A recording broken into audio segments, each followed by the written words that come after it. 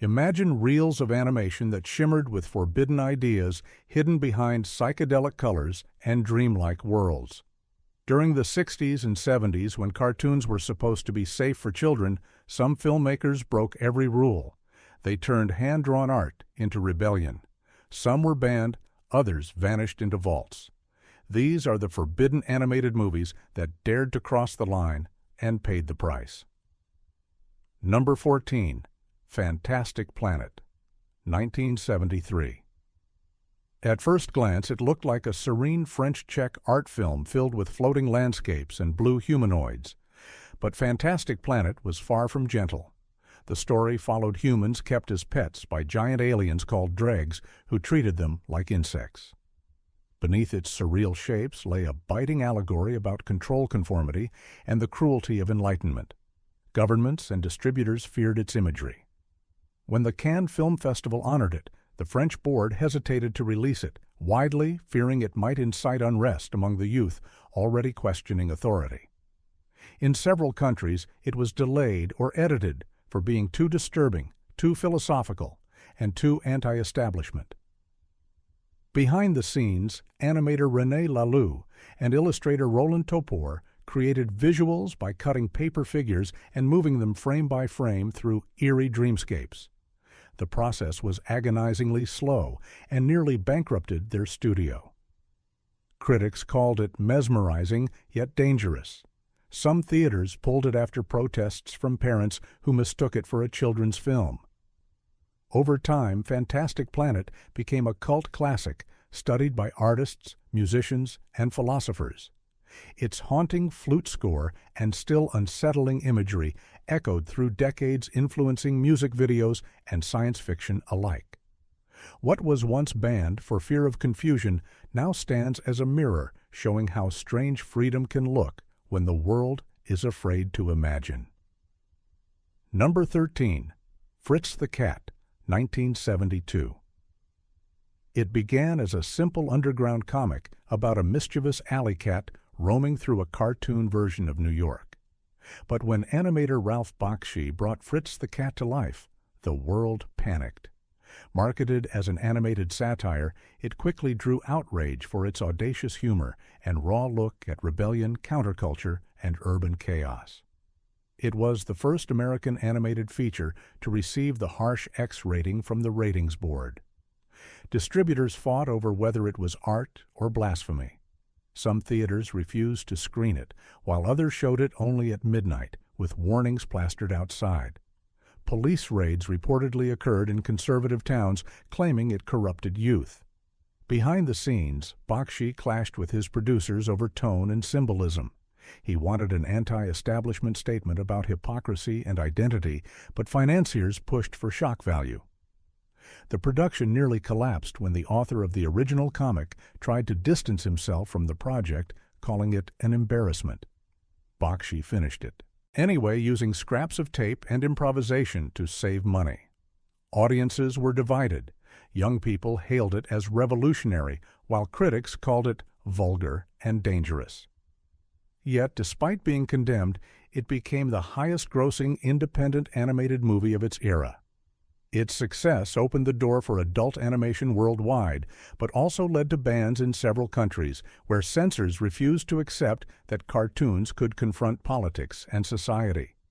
Today, Fritz the Cat remains both legend and cautionary tale, a film that proved animation could bite back and left Hollywood forever wary of giving too much freedom to a pencil and a dream.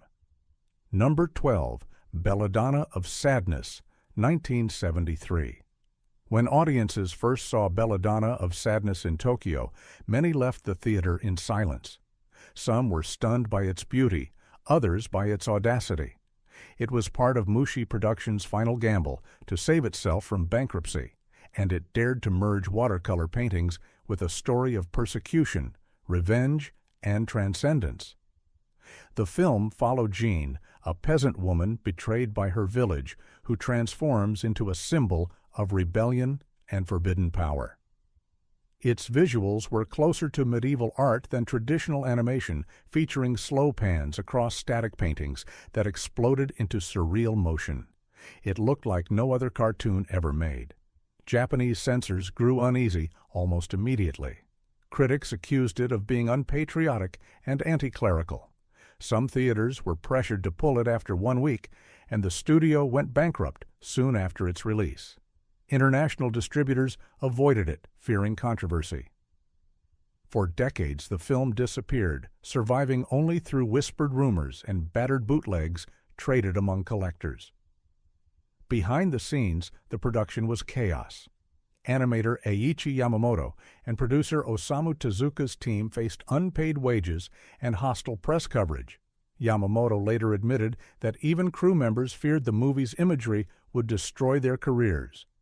When it resurfaced in restored form decades later, it was hailed as visionary. Modern critics now describe Belladonna of Sadness as one of the most visually striking works of the 70s, an unflinching statement about freedom, imagination, and resistance. What was once forbidden now glows like a phantom light across animation history, proving beauty can be just as dangerous as rebellion itself. Number 11. Heavy Traffic, 1973. Following the chaos of Fritz the Cat, Ralph Bakshi doubled down. Heavy Traffic was his rawest, most personal work, a semi-autobiographical dive into the life of an underground cartoonist in a decaying city. Critics called it shocking. Theaters called it risky. Audiences called it unforgettable. It was an animated mosaic of violent surrealism and dark humor where fantasy clashed with grim urban reality. The protagonist, Michael, escapes into drawings while surrounded by gang wars, moral collapse, and lost dreams. The film blended live action with animation long before technology made it easy, giving it a nightmarish pulse. Censors in several countries labeled it unfit for release. Some cities in America refused to grant exhibition licenses.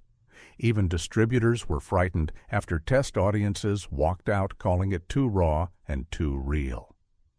Bakshi faced pressure from every corner to soften the ending or remove controversial images. He refused. Production nearly fell apart multiple times. Funding vanished midway, and animators worked unpaid for months. Bakshi pawned personal items to finish the picture. When it finally hit theaters, critics were split. Some called it genius, while others dismissed it as chaos masquerading as art. But Heavy Traffic found its audience among the disillusioned youth of the 70s. Over time, it became a cult symbol of artistic independence. Its blend of despair and humor reflected a generation trapped between fantasy and decay. Today, it stands as one of animation's boldest experiments, banned then celebrated as proof that the medium could carry the same emotional weight as live-action cinema. Number 10. Watership Down, 1978. To many, it looked like an innocent British cartoon about rabbits. But Watership Down was something far darker. Based on Richard Adams' novel, it told of a band of rabbits fleeing their doomed warren through death fields and tyranny. The gentle watercolor backgrounds contrasted with moments of brutal violence that left audiences shaken. Parents expecting a children's adventure were horrified. The British Board of Film Classification debated its rating for months. In several countries, television stations refused to air it, labeling it too disturbing for families. In others, it was cut for scenes showing animal suffering that mirrored human cruelty.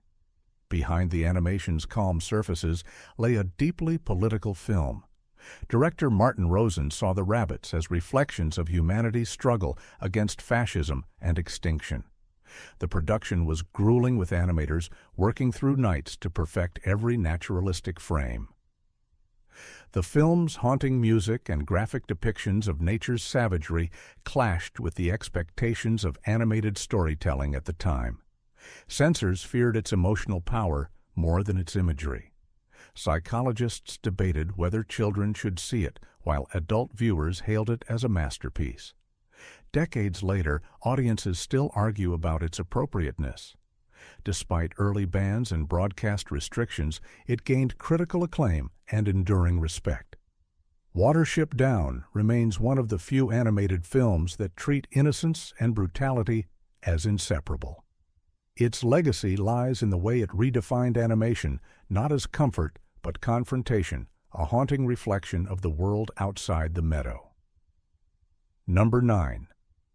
Allegro non troppo, 1976. When Italian animator Bruno Bozzetto set out to parody Fantasia, he did not expect outrage. Allegro non troppo looked harmless on the surface, animated, vignettes set to classical music. But beneath its humor and surreal charm lay a scathing satire of human greed, control, and vanity. Audiences expecting Disney-style comfort were stunned. Each segment turned familiar music into strange stories. A lonely cat wandering ruins of a vanished civilization. A prehistoric ape discovering cruelty. A snake trapped in a bottle symbolizing human arrogance. Every frame dripped with melancholy and irony. Censors and religious boards condemned it. They saw its imagery as an attack on faith and morality. State broadcasters in several countries banned it outright, claiming it mocked sacred music and biblical themes. Bozzetto's funding was cut mid-production, forcing his small studio to work in secret. Even film festivals hesitated, fearing political repercussions. Behind the scenes, Bozzetto and his crew endured financial collapse. Some animators worked unpaid simply to finish their sequences. When the film finally premiered, it was met with silence, then nervous laughter. Critics called it dangerous art disguised as comedy. Audiences split between admiration and discomfort. Years later, Allegro non troppo earned its revenge through cult fame. It became a favorite of animators and scholars for its daring mix of beauty and despair. It remains proof that satire in animation can expose deeper truths than words ever could. The forbidden laughter of its premiere still echoes a reminder that imagination will always challenge comfort. Number 8. Fantastic Animation Festival, 1977. Long before animation anthologies became mainstream, this American compilation stitched together short films from across the globe. To its creators, it was a celebration of artistic freedom. To censors, it was a nightmare. Fantastic Animation Festival gathered experimental works by animators who rejected commercial rules, dreamlike shorts filled with bizarre imagery, surreal humor, and uncomfortable truths. At screenings, audiences were bewildered. Some laughed nervously, others walked out. No single studio could control it. Each segment carried its own tone, ranging from anti-war protests to abstract meditations on death and human folly. The lack of clear message frightened distributors who demanded it be cut or rated for adults only. Behind the scenes, producers faced distribution blacklists. Mainstream theaters refused to play it, claiming it blurred the line between counterculture and madness. In several states, small art cinemas were pressured to shut it down after local committees deemed it indecent. Despite limited release, it developed a cult following among students and underground artists. Bootleg copies circulated for decades after official prints disappeared. Its legacy survived through influence. Animators like Terry Gilliam and early MTV visual artists cited it as inspiration for their surreal style. Fantastic Animation Festival stands today as a time capsule of rebellion, a film banned not for what it showed, but for daring to celebrate art without supervision. It proved that even animation could spark cultural panic when left untamed. Number 7. The 9 Lives of Fritz the Cat, 1974. After the first film's chaos, Ralph Bakshi refused to return, but producers pressed on without him. The result, The 9 Lives of Fritz the Cat, took everything controversial about the original and amplified it. Critics called it the most reckless animated sequel ever made. Audiences were divided between fascination and fury. The film followed Fritz in alternate realities, from futuristic fascist states to twisted dream sequences. Each vignette mocked politics, culture, and conformity. Yet, without Bakshi's balance of satire and sorrow, the movie leaned into absurdity. The Motion Picture Association once again gave it an X rating, and major theaters refused to screen it. Behind-the-scenes production was plagued with walkouts. Animators complained of exploitation and lack of direction. The film's distributor struggled to market it. Advertisements were banned in some cities, while moral groups protested outside theaters, accusing it of destroying public decency. Critics were merciless. Some labeled it chaos for chaos's sake. Others secretly admired its courage. In several European countries, it was either censored heavily or pulled from release. By the late 70s, the film had vanished into obscurity, only to re-emerge decades later through cult collectors and underground screenings. Today, The 9 Lives of Fritz the Cat is remembered not for success, but for defiance. It symbolizes the collapse of an era when artists tried to push animation beyond boundaries and discovered that freedom always comes with a cost. Number 6. 1001 Nights, 1969. Few films from Japan's late 60s animation boom felt as visually daring or narratively experimental as 1001 Nights. It was the first entry in Mushi Productions' controversial Animorama trilogy, created by legendary animator Osamu Tezuka and director Eiichi Yamamoto. Publicly, it was promoted as exotic fantasy. Privately, it was considered scandalous. The story reimagined the Arabian legends as psychedelic parables about power and desire, rendered in swirling colors and kaleidoscopic montage. Japanese critics didn't know how to categorize it. It wasn't family entertainment, and it wasn't traditional art either. Newspapers warned readers that the imagery and tone crossed the boundaries of animation decency. Censors were furious. The Japanese Film Board forced several cuts before allowing its limited release. In other countries, distributors refused to handle it altogether. Some festivals rejected it, claiming it blurred moral lines and mocked ancient tradition. Even Tezuka's reputation couldn't save it from being labeled forbidden. Behind the scenes, chaos was constant.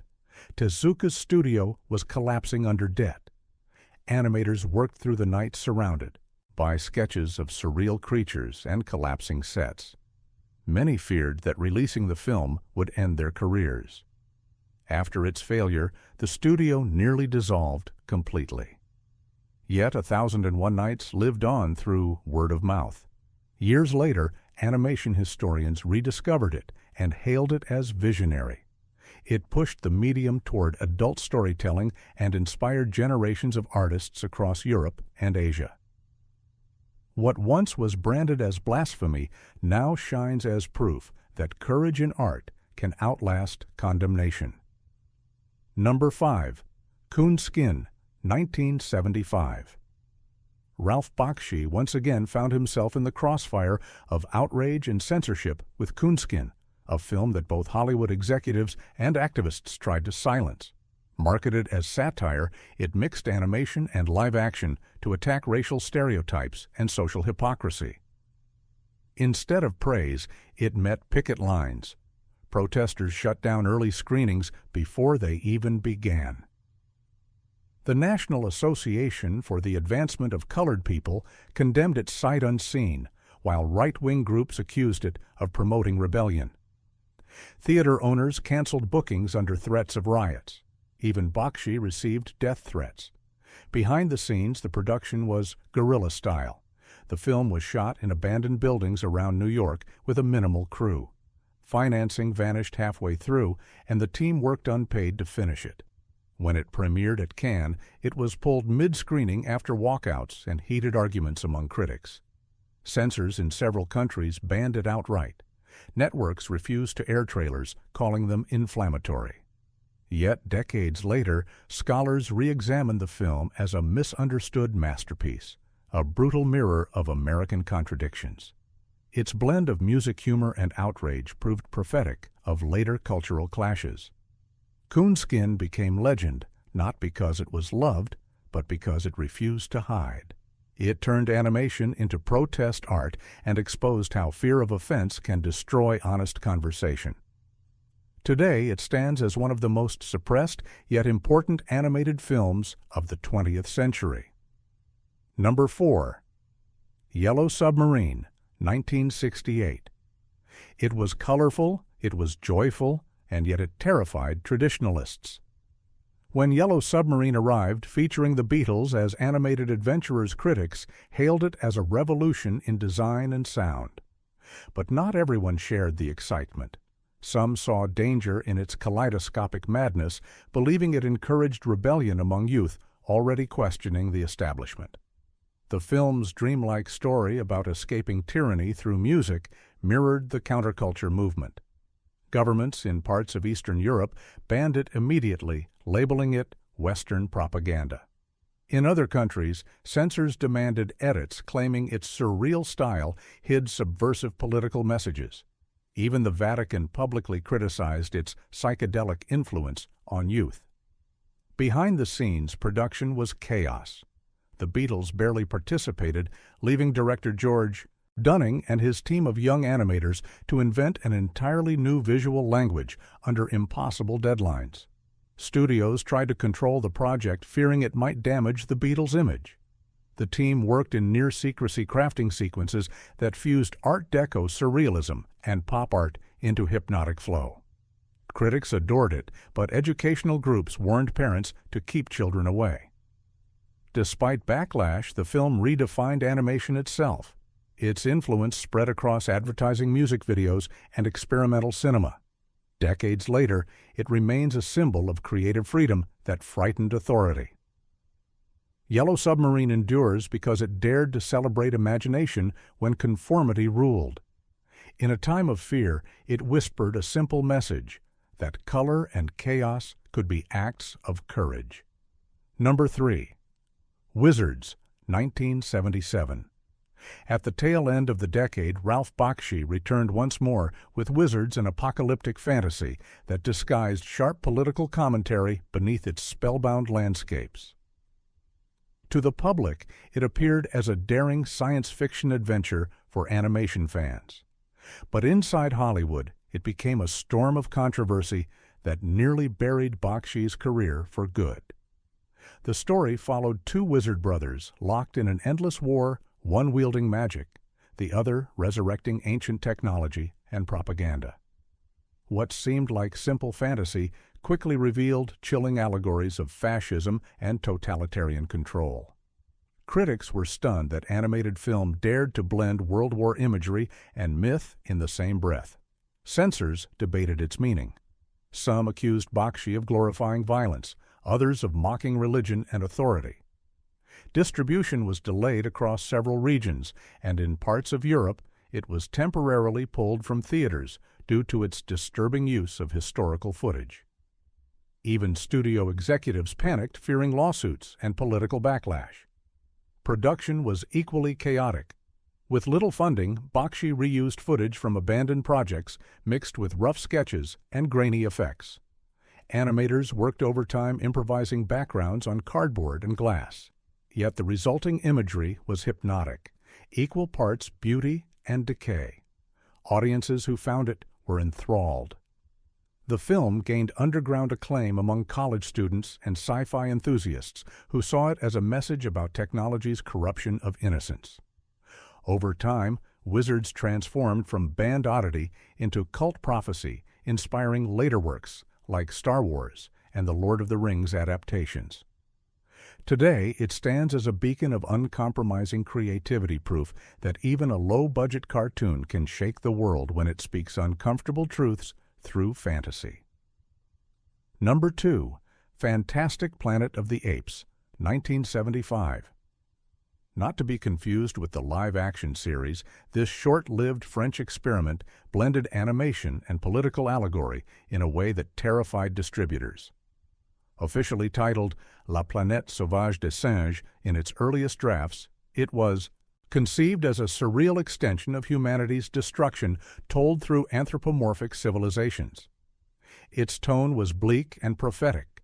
The film depicted intelligent apes recreating human society only to fall into the same traps: greed, weaponry, and ideology. The imagery borrowed the delicate collage style of Fantastic Planet, but layered it with darker religious symbolism. Censors across Europe deemed it blasphemous and halted its circulation. Only a few festival screenings survived. Production was plagued by constant funding cuts and studio fear. Several animators quit after threats from cultural ministries. Original reels were reportedly seized by customs authorities, citing graphic theological distortions. For years, it was believed destroyed. When fragments resurfaced in the late 80s, archivists recognized its connection to Laloux's work. Though unfinished, its surviving reels revealed animation far ahead of its time. Modern critics called it the ghost film of French animation, a project so feared that it was erased from history. While almost no complete copy exists, its legacy endures among scholars as a warning of censorship's power.